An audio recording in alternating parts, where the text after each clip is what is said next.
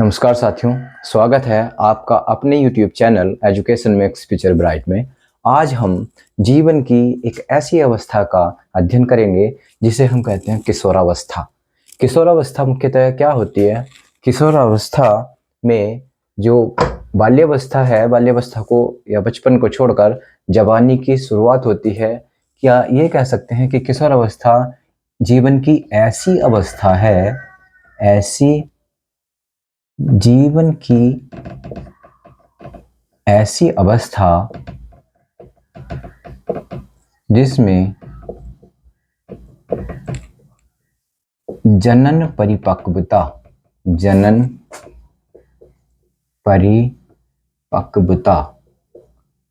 आती है। या ये कह सकते हैं कि ऐसी जीवन की अवस्था जिसमें हमारे जनन अंग परिपक्व होने लगते हैं, इस अवस्था को कहते हैं हम किशोरावस्था। किशोरावस्था को एक मनोवैज्ञानिक स्टैनले हॉल ने किशोरावस्था को मुख्य रूप से संघर्ष,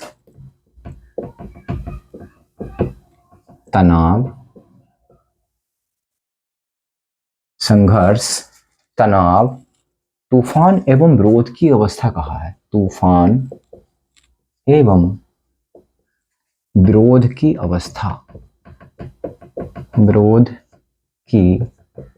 अवस्था यह एक जीवन की ऐसी अवस्था जिसमें जनन परिपक्वता या जनन अंगों में का विकास होता है तथा स्टैनले हॉल मनोवैज्ञानिक के अनुसार इस आयु को या इस अवस्था को संघर्ष, तनाव, तूफान एवं विरोध की अवस्था कहा जाता है। इस अवस्था में सबसे अधिक किशोर और किशोरियां संघर्षशील होते हैं, तनाव युक्त होते हैं, एक तूफान जैसा उनके मन में होता है और उनमें विरोध करने की जो प्रवृत्ति है वो प्रबल हो जाती है। इस प्रकार किशोरावस्था के मुख्य लक्षण हैं। नंबर 1, लंबाई में वृद्धि। किशोरावस्था जो लगभग 11 से 12 वर्ष से प्रारंभ होकर 18 से 19 वर्ष तक चलती है। इसमें मुख्य रूप से जो किशोर और किशोरियों की लंबाई है, लंबाई में अधिकतम वृद्धि होती है। अधिकतम, या ये कह सकते हैं कि किशोरावस्था 11 से 19 वर्ष के आयु के बीच किशोर यानी लड़के और किशोरी यानी लड़कियां अपनी लंबाई को, जो अधिकतम उनकी लंबाई होनी है, उसको प्राप्त कर लेते हैं। दूसरे नंबर पर आता है शारीरिक बनावट। शारीरिक बनावट किशोर किशोरियों को अलग अलग पहचानने के लिए शरीर में अलग अलग बदलाव होते हैं। जैसे लड़कों में कंधों का चौड़ा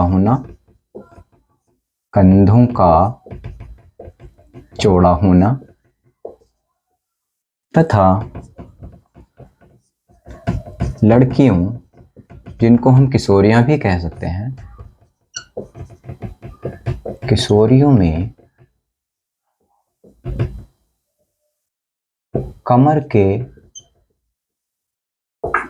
के नीचे के भाग का चौड़ा होना। शारीरिक बनावट में लड़कों में कंधों का चौड़ा होना तथा लड़कियों या किशोरियों में कमर के नीचे के भाग का चौड़ा होना किशोरावस्था को दर्शाता है। नंबर 3, स्वर में बदलाव।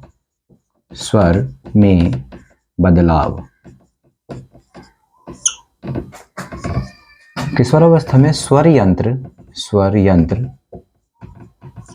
विकसित होता है।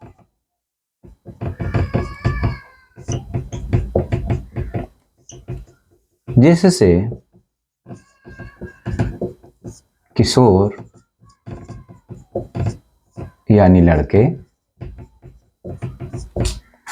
और किशोरियों को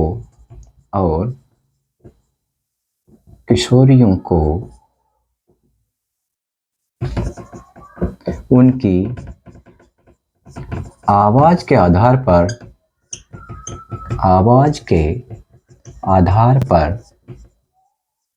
पहचाना जाता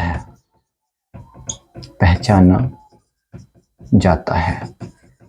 किशोरावस्था में स्वर यंत्र या जिसको लड़कों में कंठमणि भी बोलते हैं, जो हमारे गले में उपस्थित होती है, इस कंठमणि के विकसित होने पर लड़कों की आवाज कुछ मोटी, जिसे कर्कश भी कह सकते हैं, और लड़कियों की आवाज सुरीली हो जाती है।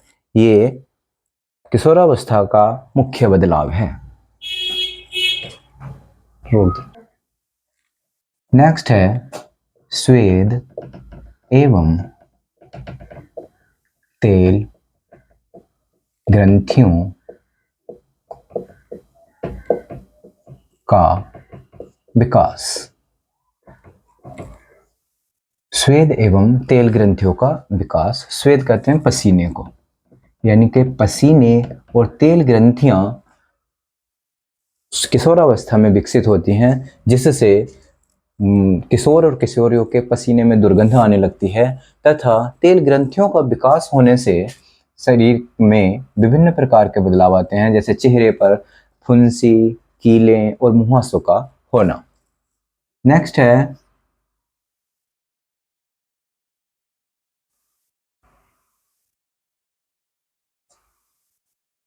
जननांगों में परिपक्वता। जननांगों में परिपक्वता। किशोरावस्था में जननांगों में परिपक्वता आती है। जैसे जननांग मुख्य रूप से दो प्रकार के होते हैं, मनुष्य में अलग होते हैं या लड़कों में, और लड़कियों में जनन अंग अलग अलग होते हैं। लड़कों में एक जोड़ी वृषण, एक शिशन,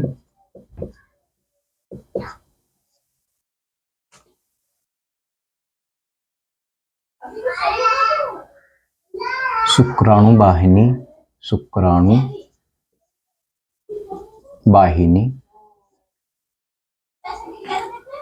और लड़कियों में एक जोड़ी अंडाशय, अंडवाहिनी एवं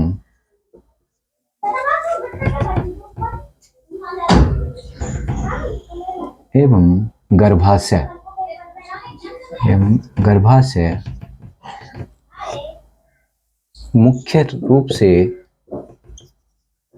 मुख्यतया किशोरियों के जनन अंग होते हैं। किशोरियों के जनन अंग होते हैं। ये कह सकते हैं कि लड़कों और लड़कियों को हम जनन अंगों के आधार पर भी पहचान सकते हैं कि लड़कों में एक जोड़ी वृषण, जो शरीर से एक थैलीनुमा संरचना के द्वारा बाहर लटके होते हैं, और जिन एक शिशन होता है जो शुक्राणुओं को योनि तक पहुंचाने का कार्य करते हैं, तथा शुक्राणु वाहिनी होती है जो शुक्राणुओं के लाने और ले जाने के लिए जिम्मेदार होती हैं। लड़कियों में एक जोड़ी अंडाशय में अंडों का निर्माण होता है, जो अंड वाहिनी के द्वारा गर्भाशय तक पहुंचते हैं, और जहां पर गर्भाशय में एक पुरुष से या एक नर से आए हुए स्पर्म इन अंडों से संलयन करते हैं, जिस क्रिया को हम युग्मनज की क्रिया बोलते हैं। नेक्स्ट है मानसिक एवं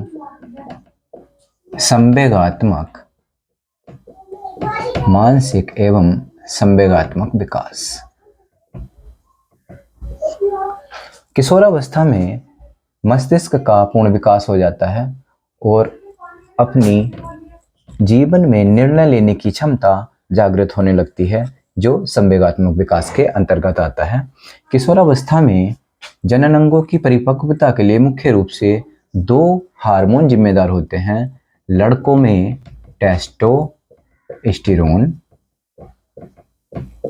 टेस्टोस्टेरोन नामक हार्मोन होता है, जो वृषण में बनता है, और लड़कियों में एस्ट्रोजन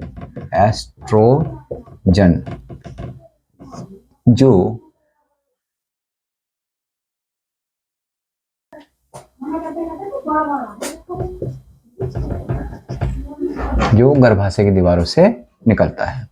टेस्टोस्टेरोन का कार्य किशोरों में या नर में शुक्राणुओं का निर्माण करना होता है। वृषण के द्वारा एक जोड़ी वृषण होते हैं, ये शुक्राणु का निर्माण करते हैं, तथा एस्ट्रोजन हार्मोन अंडाशय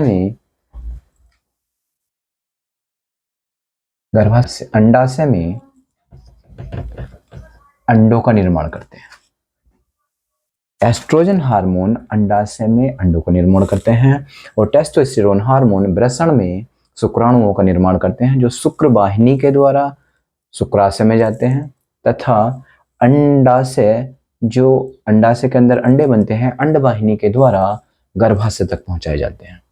इस प्रकार ग्रंथि या अंतःस्रावी ग्रंथि दो प्रकार की होती है मुख्य रूप से। एक होती है अंतःस्रावी ग्रंथि, दूसरी होती है बहिर्स्रावी ग्रंथि। अंतःस्रावी ग्रंथि वे होती हैं जिनमें नलिका नहीं होती, या नलिका विहीन ग्रंथि, जैसे पीयूष ग्रंथि, थायराइड ग्रंथि, पैराथायराइड ग्रंथि, थाइमस, एड्रिनल, वृषण और हमारे अंडाशय, ये कहलाते हैं अंतःस्रावी ग्रंथियां। बहिर्स्रावी ग्रंथियां वे ग्रंथि होती हैं जिनमें नलिका होती है, नलिका युक्त ग्रंथि। नलिका युक्त मतलब ऐसी ग्रंथि जिसके अंदर एक नली हो, या नली के द्वारा उसके अंदर बनने वाले हार्मोन शरीर से बाहर आते हैं, जैसे दुग्ध ग्रंथि,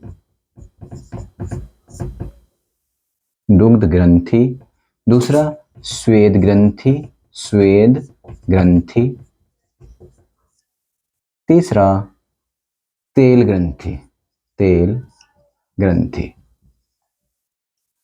मुख्य रूप से ग्रंथि एक थैलीनुमा संरचनाएं होती हैं जिनके अंदर हार्मोन का निर्माण होता है।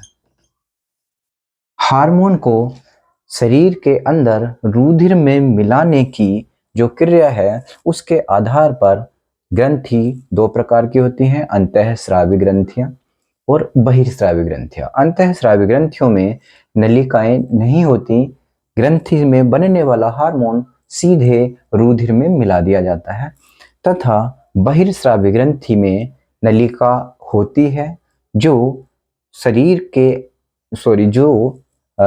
ग्रंथि के अंदर बनने वाले हार्मोन को एक नली के द्वारा बाहर निकालने का कार्य करते हैं। किशोरावस्था में मुख्यतया लड़कियों में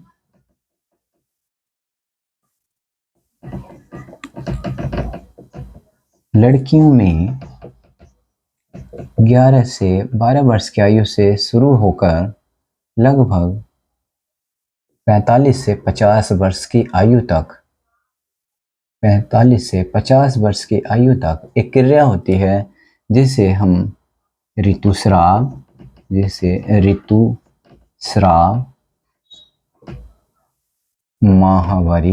माहवारी या रजोधर्म कहते हैं। रजोधर्म किशोरियों में या लड़कियों में 11 से 12 वर्ष की आयु से शुरुआत होकर ये लगभग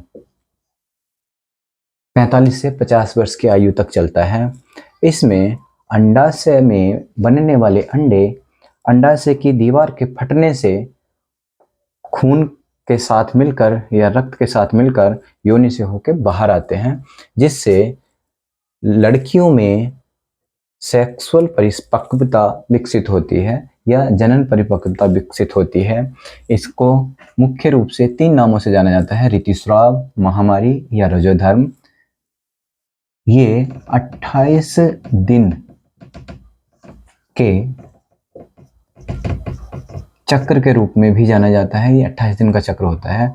28 दिन के बाद लगभग 1 से 5 दिन तक ये क्रिया चलती है।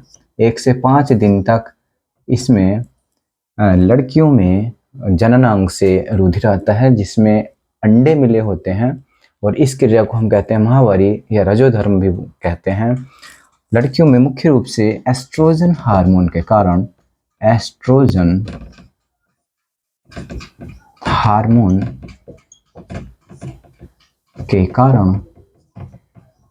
अंडों का निर्माण होता है, स्तनों का विकास होता है, कमर के निचले हिस्से या कूलों का चौड़ा होना, स्वर में बदलाव, ये सब इस हार्मोन के कारण होते हैं। जब किशोरियों में पहला रक्तस्राव या ऋतुस्राव या रजोधर्म होता है, तो प्रथम ऋतुस्राव कहलाता है रजोदर्शन। ये क्रिया 28 दिन के अंतराल से चलती रहती है तथा 1 से 5 दिन तक चलती है। इसमें जब एक प्राकृतिक रूप से ऋतुस्राव या माहवारी बंद होती है, उस स्थिति को ये 45 वर्ष की आयु में भी हो सकती है और ये 50 वर्ष तक भी चल सकती है। 45 या 50 वर्ष की आयु में जब ऋतुस्राव समाप्त होता है,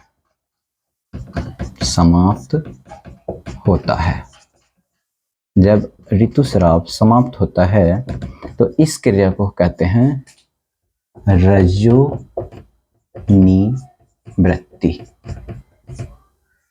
एक प्राकृतिक रूप से रजोधर्म की शुरुआत 11 से 12 वर्ष की आयु से होती है तथा ये 45 से 50 वर्ष की आयु तक चलती है। इसमें एक चक्रीय क्रिया होती है कि हर 28 दिन के अंतराल पर लड़कियों में 1 से 5 दिन तक उसके जननांग से रुधिर आता है, जिसमें अंडाशय के द्वारा निकले हुए रुधिर में अंडे भी मिले होते हैं। जब यह क्रिया किशोरियों में पहली बार होती है, उस पहली स्थिति को या पहली बार माहवारी या रजोधर्म को कहते हैं रजोदर्शन। जब यह क्रिया 45 या 50 वर्ष की आयु में स्वतः या प्राकृतिक रूप से बंद होती है, तो उस समय इसको कहा जाता है रजोनिवृत्ति। किशोरावस्था में पोषण।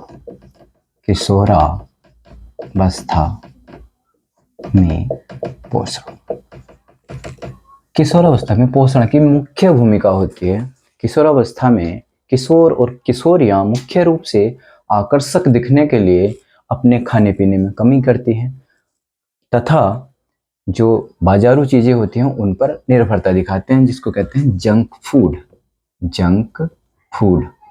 जंक फूड पर निर्भर रहते हैं, कम खाते हैं। ये उनके शारीरिक और मानसिक विकास को प्रभावित करता है। ये उनके शारीरिक व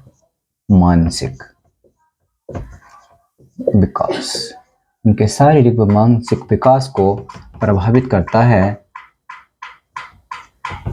क्योंकि किशोरावस्था में हमारे जीवन की सबसे अधिक तेजी से वृद्धि होती है सभी अंगों में। यदि ऐसे समय में हमारे शरीर को पोषण कम मिलेगा तो हमारे शरीर में विभिन्न प्रकार की समस्याएं हो सकती हैं, जैसे मानसिक या शारीरिक विकास कम होना तथा विभिन्न प्रकार के रोग जैसे किशोरियों में मुख्यतया एनीमिया जिसमें आयरन या लोहे की कमी होती है, लोहे की कमी, क्योंकि हीमोग्लोबिन रुधिर का एक मुख्य अवयव है। हीमोग्लोबिन हमें लोहे से मिलता है। ऐसी स्थिति में हमें अपने खाने पीने पर अधिक ध्यान देना चाहिए तथा लौह युक्त पदार्थों का सेवन करना चाहिए। किशोरावस्था में किशोर अक्सर धूम्रपान या मादक पदार्थों की ओर आकर्षित होते हैं, जिससे शरीर में विभिन्न प्रकार की समस्याएं होती हैं तथा आंतरिक अंगों का विकास भी नहीं हो पाता। इसके लिए 31 मई, प्रत्येक वर्ष 31 मई को विश्व तंबाकू निषेध दिवस, विश्व तंबाकू निषेध दिवस के रूप में मनाया जाता है, जिससे हमारे किशोर और किशोरियां सचेत रहें तथा नशीले पदार्थों का सेवन न करें। मुख्य रूप से धूम्रपान से संबंधित पदार्थ हमारे फेफड़ों को प्रभावित करते हैं या हमारे फेफड़ों पर दुष्प्रभाव डालते हैं तथा मादक पदार्थ जैसे दारू, बियर, ये सभी चीजें हमारे लीवर को प्रभावित करते हैं।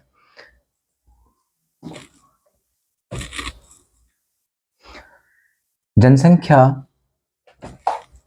वृद्धि भी कई प्रकार से हमारी जीवन शैली को प्रभावित करती है। जनसंख्या वृद्धि के मुख्य रूप से कारण हैं, जनसंख्या वृद्धि के मुख्य कारण, सबसे पहला कारण है गर्म जलवायु। हमारे देश की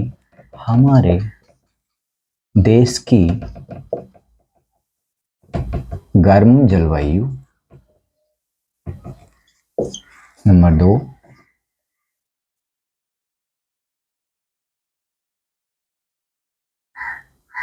हमारे देश की गर्म जलवायु जनसंख्या वृद्धि के लिए जिम्मेदार है।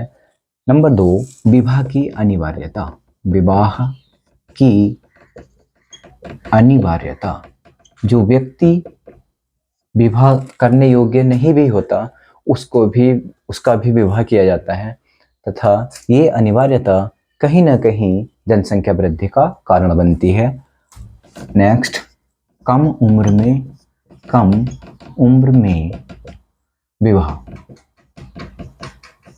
कम उम्र में विवाह होने से बच्चे भी जल्दी होंगे, जिससे जनसंख्या वृद्धि होगी।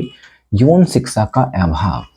नेक्स्ट, यौन शिक्षा का अभाव। यौन शिक्षा की कम जानकारी होने के कारण भी जनसंख्या में वृद्धि होती है। परिवार नियोजन। नेक्स्ट है परिवार नियोजन। परिवार नियोजन की सीमित जानकारी। परिवार नियोजन की सीमित जानकारी। परिवार नियोजन का मतलब होता है परिवार को एक नियोजित ढंग से चलाना। जैसे एक स्लोगन दिया है भारत सरकार ने, हम दो हमारे दो, हम दो हमारे दो, या बच्चे दो ही अच्छे, बच्चे दो ही अच्छे। यदि हम इन कथनों को अपने जीवन में उतारेंगे तब हम जनसंख्या वृद्धि को रोक पाएंगे। अधिक चिकित्सा सुविधा भी जनसंख्या वृद्धि का कारण है। अधिक चिकित्सा सुविधा, अधिक चिकित्सा सुविधा भी जनसंख्या वृद्धि का कारण है, क्योंकि जन्म दर बढ़ती है जबकि मृत्यु दर में कमी आती है। पुरातन समय में जब विभिन्न प्रकार की बीमारियां मनुष्य को लगती थी, उस समय पे मनुष्य का जीवन मुश्किल से बच पाता था या बचता ही नहीं था, जबकि आज के समय में अधिक चिकित्सा सुविधा होने के कारण बहुत सी बीमारियों का इलाज संभव है, जिससे जन्म दर बढ़ती है तथा मृत्यु दर में कमी आती है, जो जनसंख्या वृद्धि का मुख्य कारण है। 11 जुलाई को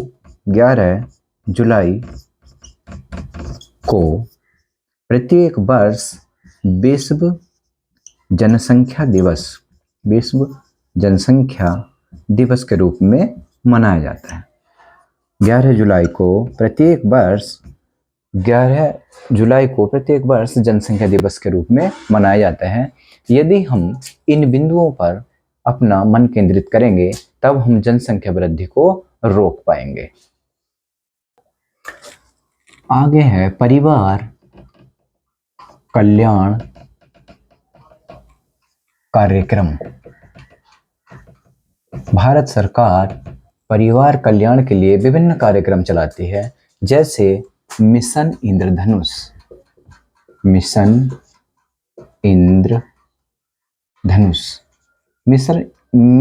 इंद्रधनुष के अंतर्गत मुख्य रूप से 7 बीमारियों का टीकाकरण किया जाता है। टीकाकरण जो जन्म से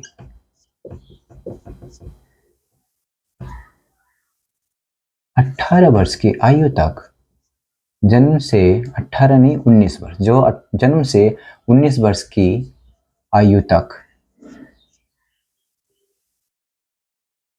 किया जाता है। इसमें मुख्य रूप से डिप्थीरिया, काली खांसी, चेचक, हैजा, हेपेटाइटिस बी, हेपेटाइटिस सी आदि विभिन्न 7 बीमारियां जिसके अंतर्गत आती हैं। इस आधार पर इस कार्यक्रम को मिशन इंद्रधनुष कहा गया है। जैसे एक बरसात के दिनों में इंद्रधनुष बनता है, उसमें 7 रंग होते हैं। इसी तरह से मिशन इंद्रधनुष में 7 बीमारियों के लिए टीकाकरण एक साथ किया जाता है। नंबर 2, जननी सुरक्षा योजना।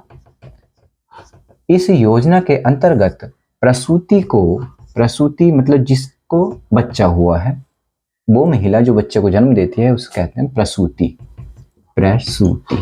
प्रसूति को 1000 रुपए की आर्थिक सहायता दी जाती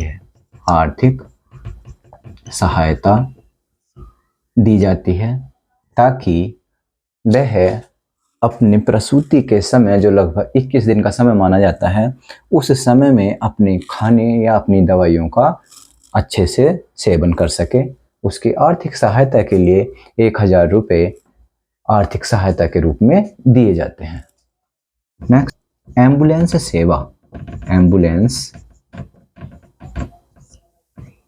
सेवा।